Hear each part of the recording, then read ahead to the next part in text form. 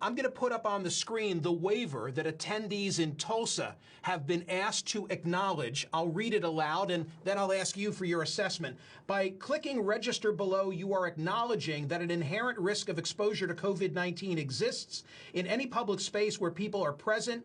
By attending the rally, you and any guests voluntarily assume all risks related to exposure to COVID-19 and agree not to hold Donald J. Trump for President, Inc., et cetera, or any of their affiliates responsible, liable for any illness or injury. Your reaction is what? Mike, that waiver is almost certainly not enforceable. A court would find it to be against the public interest, against public policy, and not enforce it. Mr. Murtaugh says to you these things are standard. This might be the first political rally in American history where anyone was asked to sign a waiver of liability before going in. So I think that it's pretty clear this waiver is not going to be enforceable. Mr. Murtaugh said to you just a moment ago that the Trump supporters would run through a brick wall for him. What he really means is that they will run through a coronavirus wall for him. And that's what's going to happen today in Tulsa. There will be people in that auditorium who will have coronavirus, who will not test positively on the temperature check because some people will not be symptomatic even though they have the virus. They will be in the arena. They will spread the coronavirus.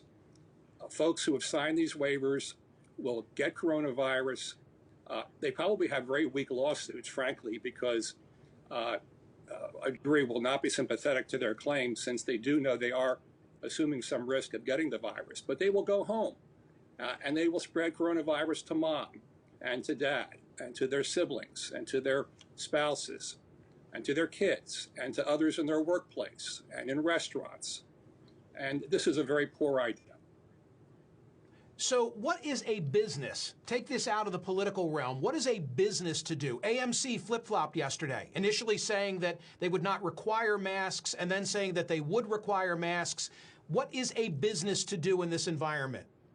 Yeah, Mike, you're right. AMC flopped yesterday, and so did rival theaters as well. They originally said we're going to supply masks but not require them, and then they decided to require the masks, and that was very smart. What a business should do is very simple. Just follow the rules.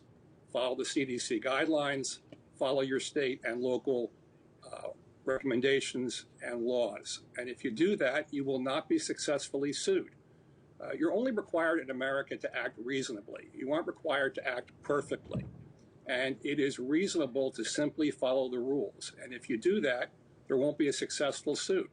What a business should do, instead of saying, sign a waiver, a business should say, we care about you. We care about your health and your safety. We strive to make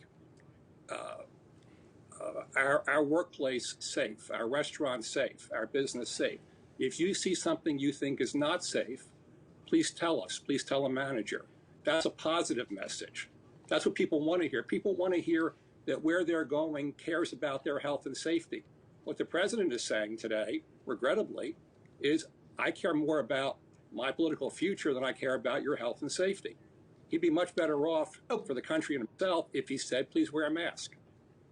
Okay, wait, a quick final response from you to bring this full circle. I can hear the Trump campaign saying, well, wait a minute, Mr. Specter, we are following the rules. There's not a requirement in Tulsa that everyone wear a mask. If there were, then we'd follow that rule.